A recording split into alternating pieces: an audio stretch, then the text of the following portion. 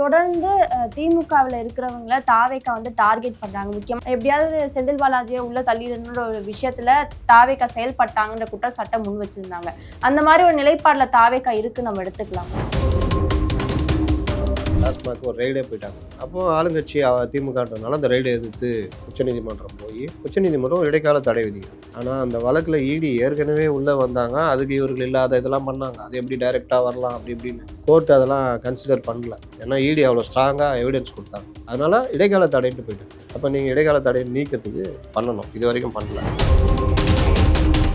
அவர் உச்சநீதிமன்றம் போய் 3 பிரபல வழக்கறிஞர்கள் அது வாதாடி இடைக்கால தடை, கைது செய்கிறது தடை, ஆனால் பாஸ்போர்ட்டை கொடுத்துடணும், விசாரணைக்கு முழு ஒத்துழைப்பு கொடுக்கணும், சாட்சிகளை கலைக்கூடாது. திமுக வந்து எத்தனை பேர் மேல ஊழல் குற்றச்சாட்டு வரப்போகுதுன்னு ஒரு கேள்வி இருக்கு. ஏன்னா இப்ப பட்ஜெட் கூட்டத்தொடர்ல மரிய வில்சன் அவர்கள் சொல்லியிருக்காங்க, திமுக பண்ண ஊழல் குற்றச்சாட்டுகளை நாங்க காட்டுவோம் அப்படின்னு சொல்லியிருக்காரு. இதனால ஒரு அதிருப்தியில இருக்காங்களா அப்படின்ற ஒரு கேள்வி இருக்கு. திமுக அதிருப்தியோட பயத்திலையும் கோபத்திலையும் இருக்காங்க. பேருக்கு தான் கவர்மெண்ட் நடக்குது. அதிகாரிகள் முழுவதுமே லஞ்சத்தை ஒழிக்கிறியா, ஊழலை ஒழிக்கிறியா, கட்டிங்கை குறைக்கிறியா, டெண்டர் கமிஷன் கிடையாதா, நேரத்துக்கு வந்து வேலை செய்யணுமா அப்படின்னா இது ஏதாவது பிடிக்குமா இவங்களுக்கு? இப்போ இவர்களும் மனோ ரீதியாகவே கவர்மெண்ட்டுக்கு எதிராக. இதுதான் பிரச்சனை. நேரலை வரும்பொழுது எல்லாரும் அம்பலப்படுவாங்க. விஜய் இப்படி பண்ணாருன்னா நீங்கள் உங்கள் தலைவர் இப்படி பண்ணும்போது அதை அப்படியே பெரிய ஒரு விஷயமாக்கி அதை ஒரு பெரிய மேடை போட்டு சார் பண்ணி காமிங்க சார், எப்படி சார் ஐயோ யூ யூ யூ பண்ணு ரஜினி ஸ்டைல் பண்ண மாதிரி. அதனால் இவர்கள் வந்து அந்த திமுக பாசம் விடாமல் இஷ்டத்துக்கு அவர்கள் நல்லா வச்சுக்கிட்டாங்க. இந்த நல்லா வச்சுக்கிட்டாங்கன்றதுக்கு பின்னாடி பல அர்த்தங்கள் வந்து நல்லா வச்சுக்கிட்டாங்க. இவர்கள் வந்து ஆட்சி அமைக்கிறதுக்கு அங்கங்கே அலையும் பொழுது இவங்கள்ட்ட வந்து ஆதரவு கேட்குறாங்க. அப்போ ஒவ்வொருத்தர் தோரணையெல்லாம் பார்த்தீங்கன்னா தெரிஞ்சிருப்பாங்க. கூட்டணி கட்சியில் முதலமைச்சர் தான் பெரிய தலைவர். அவர் வந்து எதையாவது திறந்து வச்சாருன்னா தான் மரியாதை. நல்ல கண்ணு அவருடைய சிலையை வந்து நீங்கள் கூட்டணியை விட்டு வந்து சண்டை போட்டு இனி எந்த காலத்துலையும் திமுகவோட கூட்டணி கிடையாதுன்னு சொன்ன பிறகு உதயநிதி கூட்டம் திறக்கிறீங்கன்னா நீங்கள் என்ன மனநிலையில் இருக்கீங்க? திராவிட கட்சியோட ஒன்றா பயணம் பண்ணுறீங்கன்னா ஏன் அதிமுக விட்டீங்க? அதிமுகவோட பயணம் பண்ண விட்டீங்க. 2024 தனியாக தானே இருந்தார், பயணம் பண்ண வேண்டியது இல்லை. இந்த மாதிரி எத்தனை விஷயங்களுக்கு அதிமுகவோட நீங்கள் ஒன்றிணைஞ்சு போயிருக்கீங்க. இதை தான் நான் வந்து பாசம் நல்லபடியாக கவனிச்சிக்கிறாங்கன்னு சொல்கிறேன். இந்த மாதிரி ஒரு பாசத்தில் வந்தது தான் விடுதலை சிறுத்தைகள்.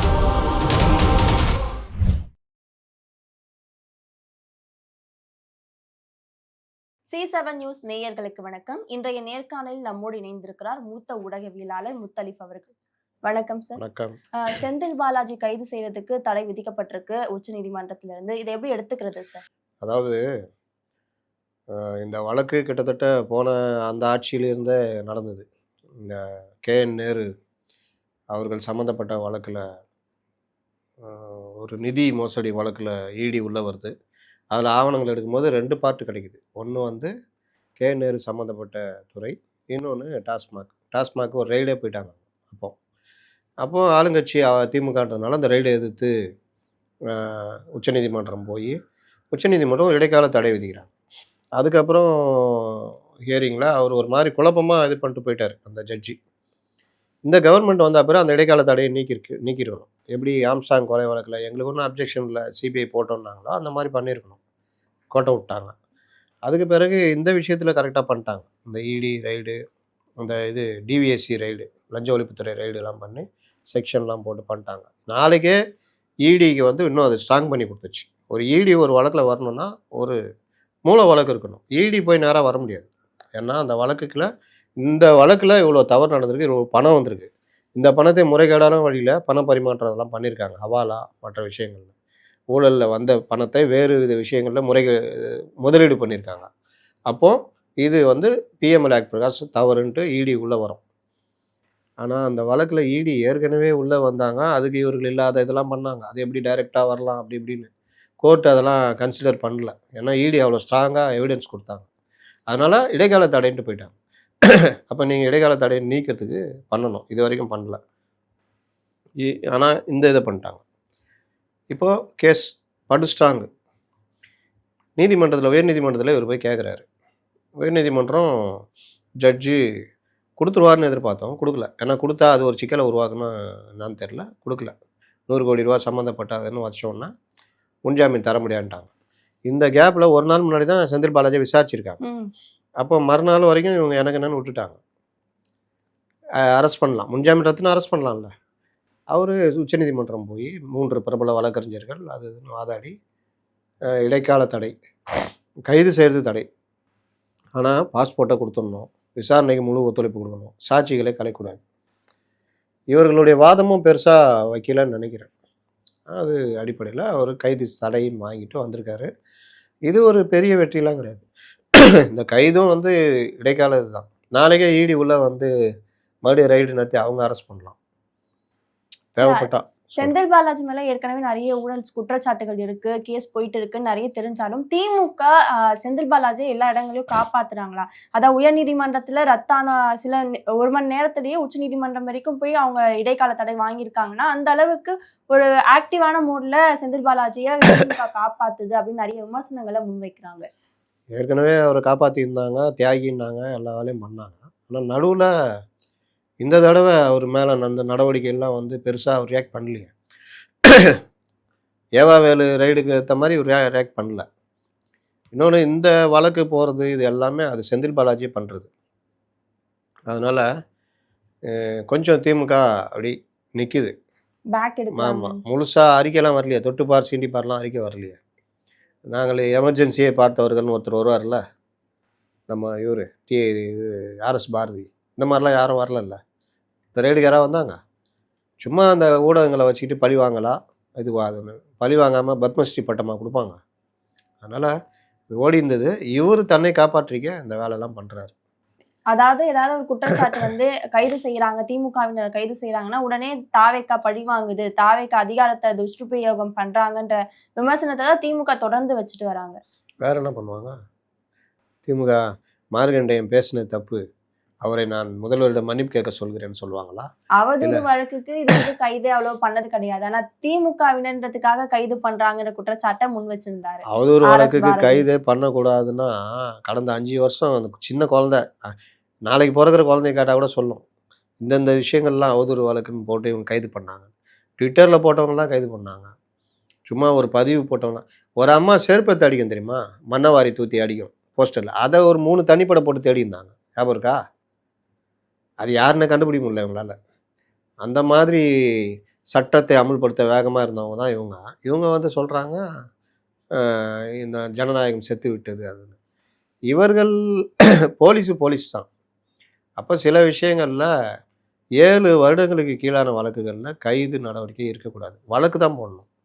அது இப்போ நீதிமன்றம் கூட இப்போ 2 இதில் சுட்டி காமிச்சிருக்கு. டிஃபேமேஷன் வழக்கு போடணும், இல்லை வழக்கு போட்டு சம்மன் கொடுத்து கூப்பிட்டு விசாரிக்கலாம். கைது நடவடிக்கை கூடாது. அதனால தான் சில இடங்களில் போயிட்டு இவங்க அரெஸ்ட்டு ரிமாண்ட் பண்ண முடியாமல் வந்துட்டாங்க. அரெஸ்ட் பண்ணாங்க, ரிமாண்ட் பண்ண முடியல. அதனால் இதை பயன்படுத்திட்டு இவர்கள் பார்த்தீங்களா நீதி வென்றது நேர்மை வென்றதுன்னு ஊட்டிகிட்டு இருக்கிறாங்க. சார், ஆனா திமுக என்ன சொல்றாங்க அப்படின்னா தொடர்ந்து திமுகவில் இருக்கிறவங்களை தாவேக்கா வந்து டார்கெட் பண்றாங்க. முக்கியமா செந்தில் பாலாஜி அவர்களை கைது செஞ்சிடணும் அப்படின்ற ஒரு நோக்கில இருக்காங்க அப்படின்றத சொல்றாங்க. எதனால அப்படின்னா கரூர் செல்றப்பயே எப்படியாவது செந்தில் பாலாஜியை உள்ள தள்ளிடணுன்ற ஒரு விஷயத்துல தாவேக்கா செயல்பட்டாங்கன்ற குற்றச்சாட்டை முன் வச்சிருந்தாங்க. அந்த மாதிரி ஒரு நிலைப்பாடுல தாவேக்கா இருக்கு நம்ம எடுத்துக்கலாம். செந்தில் பாலாஜிக்கும் இப்போ திமுகவுக்கும் தாவேக்காவுக்கும் மோதல்ன்றதை தாண்டி செந்தில் பாலாஜிக்கும் தாவேக்காவுக்கும் மோதல்ன்றது ஒரு இதாகவே உருவாக்கிட்டாங்க. அதுக்கு செந்தில் பாலாஜியும் ஒரு காரணம். நீங்கள் எங்கேயுமே இவருக்கு மேலே எதுவுமே நடக்கலை, ஆனால் கரூரில் அவர் பேசும்போது இது மேலே செருப்பு வீசப்பட்டது, தண்ணி பாட்டில் அடித்தாங்க, அதெல்லாம் பண்ணாங்க. சம்பவமும் கரூரில் தான் நடந்தது. அதற்கு பிறகு கரூர் சம்பவத்தில் பெரிய குற்றவாளி மாதிரி விஜயை மற்றவங்களாம் மாற்றினாங்க. அதை அவர்கள் தவறி செய்தது, அவர்கள் லேட்டாக வந்ததுக்காக அவர்களே கொலை குற்றவாளி இறஞ்சி கொண்டு போனதெல்லாம் எந்த வகை அரசியல்னு தெரியல. இங்கே நீங்கள் பாதுகாப்பு கொடுக்கறது, பொதுமக்களை பாதுகாப்பை உறுதிப்படுத்துறது, இதெல்லாம் போலீஸுக்கும் அரசுக்கும் அதில் பொறுப்பு இருக்குது. ஆனால் இவர்கள் ஒரு போலீஸாரை கூட சஸ்பெண்ட் பண்ணல. 41 பேர் இறந்து போன விவகாரத்தில் ஒரு சின்ன கான்ஸ்டபிளை கூட இவங்க சஸ்பெண்ட் பண்ணல. அப்போ எந்த அளவுக்கு கொண்டு போனாங்க. இதில் முன்னாடி நின்று பண்ணது யாருன்னா செந்தில் பாலாஜி அப்படின்றது அவர்களுக்கு கோபம். அதை இவர் ஆதவர்ஜனை கூட இப்போ வாய் விட்டார் பாருங்க, கணக்கு தீர்க்க வேண்டியது இருக்காது. இப்போ நம்ம ஆட்கள் வந்து செய்தி, இப்போ செந்தில் பாலாஜி இடி அந்த அரசுலாம் பண்ணும் பொழுது திமுகவினர்லாம் என்ன சொன்னாங்கன்னா மத்திய அரசு பழி வாங்குது அப்படின்னா. அப்போது ஒரு பத்திரிகையாளர் கூட பேசினார், நம்ம கூட பல இது பதிவு பண்ணோம். இடி சாதாரணமாக உள்ளே வந்துட முடியாது, அவனுக்கு ஒரு அடிப்படை வழக்கு இருக்கணும். அந்த தலையை கொடுக்குறது யார்? ஜாப் ராக்கெட்டில் இவர் மேலே ஏகப்பட்ட குற்றச்சாட்டு இருக்குன்றது ஊருக்கே தெரியும். இவர் இங்கே என்னென்னவோ பண்ணார் 8 வருஷமாக நீதிமன்றங்களில். அதெல்லாம் மீறி தான் உச்சநீதிமன்றம் நடவடிக்கை எடுக்கணும், வழக்கு பதிவு பண்ணணுன்றாங்க. அப்புறம் தான் இடி வருது. இடிக்கிட்டே ஒரு முரண்டு பிடிக்கிறதுனால அரெஸ்ட் பண்ணுறாங்க. இதில் எங்கே பழிவாங்கல் வந்துச்சு? அப்போ நீங்கள் தலையை கொடுத்தா இப்போ இடி வரதான் செய்யும். நீங்கள் எதுவுமே பண்ண இப்போ முத்துசாமி டாஸ்மாக் பார்த்தாரு, அவர் மேலே ஏதாவது வந்துச்சா? இவர் கிட்டத்தட்ட 23 உள்ளே போனதுலேருந்து 26 வரைக்கும் 3 வருஷம் முத்துசாமி தான் இருந்திருக்காரு. அவர் மேலே ஏதாவது வந்துச்சான்றான். அப்போ இவர் மேலே மட்டும் எதுக்கு வருது? இவர் தான் ஒவ்வொரு விஷயத்துலையும் இந்த மாதிரி கரூர் அந்த இந்த ஈரோடு கிழக்கு இடைத்தேர்தல் பாருங்கள், புது ஃபார்முலா பட்டி ஃபார்முலான்னு ஒன்று உருவாக்குறாரு. அப்போ இந்த மாதிரி விவகாரங்களில் அவர்களுக்கு வந்து இவர் தான் முன்னாடி வந்து நிற்கிறார். அடுத்து தொடரும். ஏன் ஏவாவேலு கைது பண்ணுறதுக்கு ட்ரை பண்ணலையா? எல்லாம் தொடரும், ஒவ்வொருத்தருக்கும் வருது. அதில் இவர் முன்னணியில் இருக்கார். டாஸ்மாக் பெரிய விஷயமாச்சு. ஸோ இன்னும் திமுக வந்து எத்தனை பேர் மேல ஊழல் குற்றச்சாட்டு வரப்போகுதுன்ற ஒரு கேள்வி இருக்கு. ஏன்னா இப்ப பட்ஜெட் கூட்டத்தொடர்ல மரிய வில்சன் அவர்கள் சொல்லியிருக்காங்க, திமுக பண்ண ஊழல் குற்றச்சாட்டுகளை நாங்க காட்டுவோம் அப்படின்னு சொல்லியிருக்காரு. இதனால ஒரு அதிருப்தியில இருக்காங்களா அப்படின்ற ஒரு கேள்வி இருக்கு. திமுகவினர் யார் அதிருப்தியோட பயத்துலேயும் கோபத்துலேயும் இருக்காங்க. இந்த பயத்தை ப்ளஸ்ஸு கோபம் ஒன்றும் இல்லாதவங்களாம் வந்துட்டு நீங்கள் நம்மளை போட்டு இது பண்ணுறோம். இதே அதிமுக வந்திருந்தால் கூட எதுவும் அட்ஜஸ்ட் பண்ணிட்டு போயிருக்கலாம் பங்காளி அப்படின்னு. அதிமுகவோட சேர்ந்து கூட்டணி வைக்கலான்ட்டு தான் ட்ரை பண்ணாங்க, அதுவும் நடக்கலை. அப்போது தலைவரும் தோத்துட்டார். அப்போ நம்ம பார்த்த இவனுங்கெல்லாம் வந்துட்டு நீங்கள் உட்காந்து ஆட்டம் போடுறாங்கன்ற, ஏன்னா இவங்க தானே ஆள பிறந்தவங்க, அந்த ஒரு கோபம். இதில் வந்து சட்டசபையில் என்ன போட்டு வெளுக்க போகிறாங்களோ அப்படின்றது. நீங்கள் என்ன தான் நீங்கள் வேறு விஷயங்கள் சோபா மாடல் அது இதுன்னு எதையாவது டைவெர்ட் பண்ணி பேசினாலும் உண்மைன்றது மக்கள் மத்தியில், மக்கள் திமுகனா ஊழல்னா மக்கள் ஏற்றுக்குவாங்க தானே. இதில் நீங்கள் ஒரு காமெடி பார்த்தீங்கன்னா, பெரிய பெரிய ஊழல் தான் வருது வெளியே, சின்ன சின்ன அளவு ஊழல்லாம் இதுக்கு முன்னாடி ஒன்றும் இல்லைன்ற மாதிரி அதை பெருசாக இது பண்ணுறது இல்லை. 35 துறைகளில் நடக்காத விஷயமா? ஆனால் எது பிரதான இது? டாஸ்மாக்கு, மின்சாரம், அந்த பொதுப்பணித்துறை, ஹைவேஸு, இது மாதிரி தான் வெளில வருது. பெரியது தான். இன்னும் சின்ன இதெல்லாம் யார் எடுக்கிறது? அது அப்படியே கடந்து போயிடும். ஏன்னா இவர்கள் ஒரு சின்ன விஷயத்துக்கு அவ்வளோ கூப்பாடு போடும்போது பயந்து போயிடுவாங்க. நீங்கள் ஒரு போலீஸ் போய் ஒரு பையனை போய் பிடிக்கிறாங்க திடீர்னு, அந்த வீட்டில் இருக்கிற அம்மா பொண்ணு மாமியார் மருமகள் இவன்னு கத்தி கூப்பாடு போட்டால் சில சமயம் விட்டு வந்துடுவாங்க. அந்த மாதிரி நடக்கும். அந்த மாதிரி கதை தான் இது. போட்டு கூப்பாடு போட்டு இவு அது இது வேறு பிரச்சனைகள், வந்தே மாதிரம் அது இதுன்னா மண்டை காஞ்சிடும். ஏன்னா இவங்க என்ன அனுபவம் உள்ளவர்களா? அவங்க அனுபவம் இல்லாதவங்க. அப்போது சில விஷயங்களை அப்படியே பின்தங்கிடுவாங்க. இன்னொன்று, அதிகாரிகள் இவர்களுக்கு உதவியே செய்கிறதில்ல. பேருக்கு தான் கவர்மெண்ட் நடக்குது. அதிகாரிகள் முழுவதுமே லஞ்சத்தை ஒழிக்கிறியா, ஊழலை ஒழிக்கிறியா, கட்டிங்கை குறைக்கிறியா, டெண்டர் கமிஷன் கிடையாதா, லஞ்சம் வாங்க நேரத்துக்கு வந்து வேலை செய்யணுமா அப்படின்னா இது ஏதாவது பிடிக்குமா இவங்களுக்கு? இப்போ இவர்களும் மனோ ரீதியாகவே கவர்மெண்ட்டுக்கு எதிராக. இதுதான் பிரச்சனை. அதிகாரிகளை கட்டுப்படுத்துற ஒரு அதிகாரம்ன்றது அரசுக்கு இருக்குதானே? அரசுக்கு தான் இருக்குது, வேற யாருக்கு இருக்குது? அப்புறம் அவங்க செயல்படலை ஒழுங்கா பண்ணலைன்ற ஒரு குற்றச்சாட்டை முன்வைக்கும் போது அது நீங்கள் இரும்பு கரம் கொண்டு சாட்டையை கையில் எடுக்க வேண்டும். ஜெயலலிதா தான் முன்னுதாரணமாக இருக்காங்கல்ல. பெரிய தொல்லை கொடுத்தாங்க, 1.5 லட்சம் பேரை பிடிச்சி உள்ளே போட்டாங்க, கேஸ் போட்டாங்க அரசு ஊழியர்களுக்கு.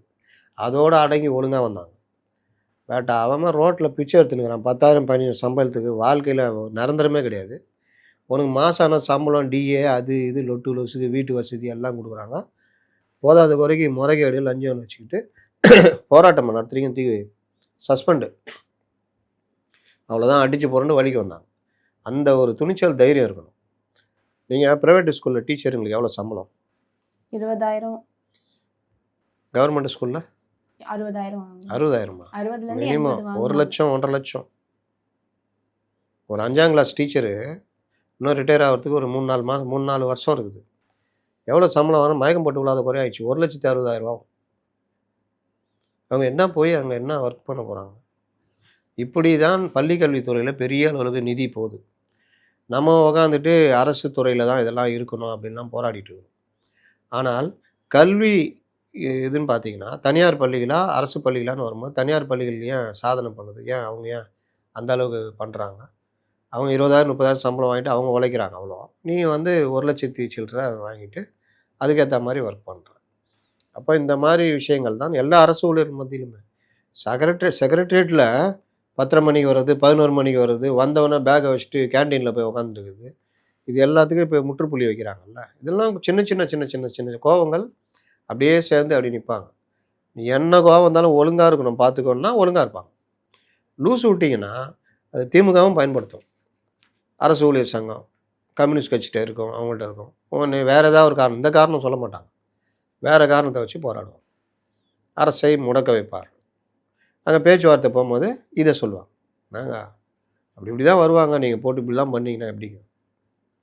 பண்ணி சரிப்பா, நாளிலேருந்து ஃபிங்கர் வைக்கிறது வேணாம், கண்டுக்காதீங்கப்பா.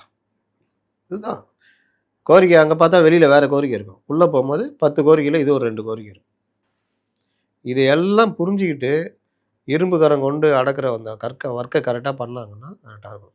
இதில் கொஞ்சம் மிஸ் ஆகி அதுக்கு தான் என்ன பண்ணுறதுன்னா, இவங்களில் யாராவது சின்ன சின்ன தப்பு பண்ணுறாங்களா பார்க்குறது, அதை பூதாகரமாக்குறது. திமுக ஆட்சியில் நடக்காத விஷயமா எம்எல்ஏக்கள்லேருந்தெல்லாம். ஆனால் ஒருத்தர் கிட்னி திருடி விற்றே நீ வந்து பத்திரிகைகள் பெருசாக அவரை கண்டுக்கவே இல்லை, மெயின் ஸ்ட்ரீம் மீடியாக்கள் எதை பற்றியுமே பண்ணல. ஆனால் இன்றைக்கி சின்ன விஷயம்னா கூட அதை எடுத்துக்கிட்டு பெரிய அளவுக்கு நடக்கிறது நடக்குது. அதனால் கவர்மெண்ட் நடத்துறதுன்றது சாதாரண விஷயம் இல்லை. சார், இப்போ உதயநிதி அவர்கள் கூட சட்டமன்றத்தை நேரில் காட்ட போகிறாங்க அப்படின்றதுக்காக அவங்க எம்எல்ஏக்களை கேள்விகளை தயார்படுத்துங்க அப்படின்னு அறிவுறுத்தி இருக்காருன்னா சொல்கிறாங்க. அதெல்லாம் இவங்க உட்காந்து உருட்டிட்டு இருக்கிறதுங்க, அவங்க வேற மாதிரி ரெடி ஆகினுங்கிறாங்க. கேள்விகளை வேறு யாரையும் நீங்கள் எல்லாம் எதுவும் நடக்கும். அங்கே உட்காந்துட்டு நீங்கள் மரியவேல் சிறந்த லிஸ்ட்டு பட்டியல் இதெல்லாம் பண்ணாருன்னா எல்லாம் அமளி தும்மலிலேருந்து எல்லாம் நடக்கும். மறுபடியும் வெளிநடப்பு தான், வெளிநடப்பு எல்லாமே நடக்கும். அதே நேரம் தாவேகாவும் இதில் என்ன பண்ணோன்னா துள்ளிக்கிட்டு வர்றது, சண்டை போட வர்றதுன்னு வந்து தலைவர் ரசிப்பாருன்னு பண்ணாங்கன்னா அதையும் பெருசாகி விட்ருவாங்க. ஒருத்தர் ஓடி வந்தார்ல ராயபுரம் எம்எல்ஏ, அந்த விஷயத்தை எவ்வளோ பெருசாகினாங்க. அதனால் இந்த மாதிரி விஷயங்களில் இவங்க ஒரு 20 பேர் போய் சபாநாயகரே கேரோ பண்ணி அவ்வளோ பண்ணாங்க போன ஆட்சியில். அதெல்லாம் எங்கேயா பெருசாச்சா? ஆனால் ஒரே ஒருத்தர் துள்ளிட்டு வந்தது அந்த இதில் கூட வரல, விஷுவலில் கூட வரல, ஆனால் அவ்வளோ பெருசாகினாங்க. இன்றைக்கி நாளைக்கு இதே மாதிரி சட்டசபை நடக்கும்போது விஜய் நேரடியாக இது பண்ணுறாங்க, எந்த தலைவனை விமர்சனம் நம்ம 10 பேர் கிளம்பி வரான்னா அது பெரிய மேட்டர் ஆகிடும். ஆனால் நேரலை வரும்பொழுது எல்லாரும் அம்பலப்படுவாங்க. விஜய் இப்படி பண்ணார்னா, நீங்கள் உங்கள் தலைவர் இப்படி பண்ணும்போது அதை அப்படியே பெரிய ஒரு விஷயமாக்கி அதை ஒரு பெரிய மேடை போட்டு அந்த டிடியெல்லாம் கூட்டு உட்கார வச்சு, சார் பண்ணி காமிங்க சார், எப்படி சார், ஐயோ யோ யோ யோ பண்ண இது மாதிரி ரஜினி ஸ்டைல் பண்ண மாதிரி உடனே அவரும் இப்படின்னு எல்லா இடத்துலையும் பண்ணிக்கிட்டு போராடம்லாம் பண்ணிக்கின்னு கொடைக்கானலுக்கு போகிறாரு. அங்கே போயிட்டு ஒரு அம்மா கேட்குதான், உடனே அவர் இப்படின்றாராம். இவங்கெல்லாம் பண்ணும்போது இனிச்சது. சட்டசபையில் அவர் இப்படின்னோன்னா அவ்வளோதான், என்ன ஆச்சு அதாச்சு இதாச்சு. சபாநாயகர்கிட்ட போய் கேட்குறாங்க, சைகை காட்டணுன்னா பர்மிஷன் வாங்குவாங்களா, எத்தனை பேருக்கு பர்மிஷன் கொடுக்க போகிறேன்னு கேட்டுனுக்குறாங்க பத்திரிகைக்காரனுங்க. அதனால் இந்த மாதிரி விஷயங்கள், முக்கியமான விஷயங்களை விட்டுட்டு இது மாதிரி விஷயங்களில் பெருசாக்குவாங்க. அதனால் என்ன ஆகும்னா ஜனங்கள்கிட்ட அதை கொண்டு போய் சேர்ப்பாங்க. இதுதான் திமுகவுடைய வழக்கமான ஸ்டைல். பெரிய விஷயம் இருக்கும், அதை மறைக்கிறதுக்கு சின்ன விஷயத்தை பெருசாக்குவாங்க. செந்தில் பாலாஜி மேட்ருனா அதை மறைக்கிறதுக்கு வேறு ஏதாவது வந்தே மாதிரம் தமிழுக்கு 3வது இடம் அப்படின்னு சொல்லிட்டு இப்போ இந்த வேலையை இவங்க கூட சேர்ந்து இந்த நோய் பழைய தோழமை கட்சிகள் இப்போ தாவேக ஆதரிக்கிறாங்க. ஆனால் அவங்களுக்கே குழப்பம், நம்ம எங்கே இருக்கிறோன்னு. அவங்களுக்கும் நோய் தொத்திக்கிச்சு. சண்முகம், வீரபாண்டியன், திருமாவளவன் எல்லாருக்குமே. அவங்க திமுக இருக்கிறாங்களா இல்லை தாவேகால இருக்காங்கன்னா அவங்களுக்கே தெரியல. ஆனால் தொடர்ந்து தாவேகாவுடைய தோழமையில இருந்தாலும் திமுகவுக்கு ஆதரவான செயல்கள்ல விசிகாவை சேர்ந்தவங்க செயல்பட்டுட்டு வராங்க அப்படின்ற ஒரு விசிகாவை சேர்ந்தவங்க மட்டும்தானா? ஆளுநர் ஷானவாசை வைத்து கனகராஜ், முத்தரசன் பேசலையா? காக்ரோச் போராட்டத்தில் பேசலை? ஒரே ஒரு கட்சியை மட்டும் சேர்த்துக்க மாட்டோம் அப்படி இப்படின்னு பேசலை? இந்த ஒரு விவகாரம் எப்படி எடுத்துக்கப்படுது சார்? இவர்களுக்கு அவர்கள் நல்லா வச்சுக்கிட்டாங்க. இந்த நல்லா வச்சுக்கிட்டாங்கன்றதுக்கு பின்னாடி பல அர்த்தங்கள் உண்டு. நல்லா வச்சுக்கிட்டாங்க. இவர்கள் ஆட்சி அமைக்கிறதுக்கு அங்கங்கே அலையும் பொழுது இவங்கள்ட்ட ஆதரவு கேட்குறாங்க. அப்போ ஒவ்வொருத்தர் தோரணையெல்லாம் பார்த்தீங்கன்னா தெரிஞ்சிருக்கும் அவங்களுக்கு. ராதர் மொய்தீன் அவர் ரொம்ப தெனாவட்டா, எங்களுக்கு தலைவர் ஸ்டாலின் தான் அப்படின்னு அவர். சண்முகம் அவர் ஒரு மாதிரி. உங்கள் மீம் கூட போட்டாங்களா, கார்ல் மார்க்ஸ் படிச்சிருக்கியா? ஆனால் காரில் போகும்போது படிச்சுக்கிறேன் நீங்கள் வாங்கினா தயவு செய்துன்னு நிர்மல்குமார் கூப்பிட்ற மாதிரி. வீரபாண்டியன் திரும்ப சொல்லவே வேணாம். இப்போ எப்படி செந்தில் பாலாஜி அந்த மாதிரி அவர் தேடி இருந்தாங்க அன்றைக்கி. எங்கே போனார்னு. ஏன்னா அவரையும் முதலமைச்சராகிறதுக்கு ஒரு அஜெண்டாக கொண்டு வந்தாங்க. இந்த மாதிரிலாம் நடந்தது. இவ்வளோ பிரச்சனை ஓடிக்கிட்டு இருக்கும்போது தான் டெல்லியிலேருந்து சிபிஎம் சிபிஐ தலைவர்கள் ராகுல் காந்தி பேசிகிட்டு இருக்காரு. அவங்க இவங்கள கூப்பிட்டு என்ன பண்ணுகிறீங்க, போய் தாவேகாக்கு ஆதரவு கொடுங்க. முஸ்லீம் லீக்கு அவங்க தலைவரும் கூப்பிட்டு சொல்லிட்டாங்க. அப்போ இந்த 6 பேருக்குமே செம்ம கடுப்பு. வேற வழி இல்லாமல் ஆதரவு கொடுத்துட்டாங்க. அதில் முஸ்லீம் லீக்கு எம்எல்ஏ அமைச்சராக ஒருத்தர் ஆகிட்டார். அதனால் அவங்க மொத்தமாக சரண்டரு. அவங்களுக்குள்ள சண்டை வந்துச்சு. அதோட அவங்க ஒதுங்கிட்டாங்க. இவர்கள் வந்து இன்னும் அந்த திமுக பாசம் விடலை சண்முகத்துக்கு. ஏன்னா இவங்களுக்கு எந்த இதுவுமே கிடையாது, வெளியிலேருந்து ஆதரவு. அதனால் இவர்கள் வந்து அந்த திமுக பாசம் விடாமல் இஷ்டத்துக்கு ஏங்க ஒரு கூட்டணி கட்சியில் முதலமைச்சர் தான் பெரிய தலைவர். அவர் வந்து எதையாவது திறந்து வச்சாருன்னா தான் மரியாதை. நல்ல கண்ணு அவருடைய சிலையை வந்து நீங்கள் கூட்டணியை விட்டு வந்து சண்டை போட்டு இனி எந்த காலத்துலையும் திமுகவோட கூட்டணி கிடையாதுன்னு சொன்ன பிறகு உதயநிதி கூட்டம் திறக்கிறீங்கன்னா நீங்கள் என்ன மனநிலையில் இருக்கீங்க? நீங்கள் இதில் போய் விடுதலை சிறுத்தைகளை பற்றி கேட்குறீங்க. கொள்கை ரீதியா இருக்கும் அப்படின்றத என்ன கொள்கை ரீதியா? 75 எமர்ஜென்சியில் நீங்கள் இந்திரா காங்கிரஸ் கூட இருந்தீங்க.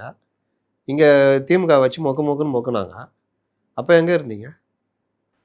இல்லை இது மக்கள் நல கூட்டணி இருந்தப்போ எங்கே இருந்தீங்க? கொள்கை ரீதியாக திமுகவோடையா இருந்தீங்க? இல்லை 2001 99 அவர் பாஜக ஆதரிக்க போகும்போது கொள்கை ரீதியாக உங்களோடையா இருந்தார் அவர்? சும்மா கதை உருட்டுறது, நினச்சா எதையா பேசி உருட்டிகிட்டு இருக்கிறது. வீரபாண்டியனுக்கு என்ன தெரியும்? திமுகவுடைய இதுக்கு முன்னாடி காங்கிரஸ் தான் பிரதான எதிரி. இப்போ பிஜேபி மாதிரி அன்றைக்கி காங்கிரஸ் தான் வீழ்த்த முட முடியாத ஒரு பெரிய கட்சியாக இருந்தது. அன்றைக்கி திமுகவுடைய பிரதான எதிரி காங்கிரஸ்.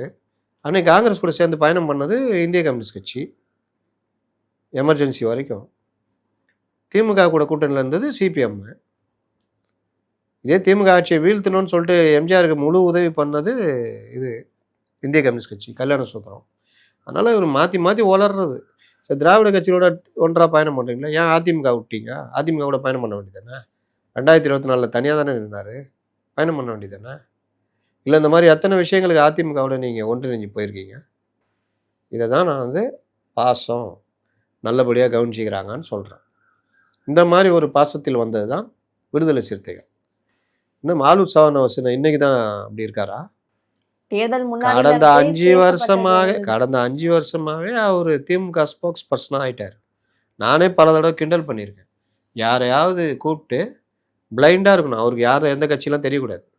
அவரை கூப்பிட்டு டிவி முன்னாடி உட்கார வச்சு இதை பேசுகிறாரு, இவர் ஒரு எம்எல்ஏ, எந்த கட்சி எம்எல்ஏ நீங்கள் சொல்லிட்டீங்கன்னா 1000 ரூபா தரேன்னா திமுக எம்எல்ஏன்றவார். ஏன்னா அந்த மாதிரி தான் அவர் இன்னை வரைக்கும் அவர் தானே. சு வெங்கடேசன், கனகராஜ், இந்த மாதிரி வன்னியரசு மட்டும் என்ன, அவரும் திமுக காராக தான் பேசியிருந்தார். ஆனா இப்போ ஒரு அமைச்சர் ஆனனால, ஆமாம் அமைச்சர் வேறல்ல, அதனால் ஒன்றும் பண்ண முடியல. மற்றபடி நீங்கள் ரவிக்குமார் எல்லாம் திமுகவாக மாறிட்டாங்க. கம்யூனிஸ்ட் கட்சிக்காரங்க மாறினதாங்க ஆச்சரியம். நீங்கள் முத்தரசன் கே பாலகிருஷ்ணனுக்கு போட்டியே நடந்தது, யார் திமுகவாக மாறுவது அப்படின்றதுலாம். அதனால் இவர்கள் வந்து இதனால தான் நிராகரிக்கப்படுறார்கள். மக்கள் ஏன் இவங்களை நிராகரிக்கிறாங்கன்னா இந்த மாதிரி அரசியல் பண்ணுறதுனால தான் நிராகரிக்கிறாங்க. தாவேகாரன் எவனாவது வீரபாண்டியனை விரும்புவானா? தாவேகாக்கு ஆதரவு கொடுத்துட்டு இந்த வேலையை பண்ணுகிறீ அப்படி தானே பார்ப்பான். பொதுமக்கள் எப்படி பார்ப்பாங்க? ஓகே சார், தொடர்ந்து பல்வேறு அரசியல் தகவல்களை பகிர்ந்து கொண்டதுக்கு நன்றி சார்.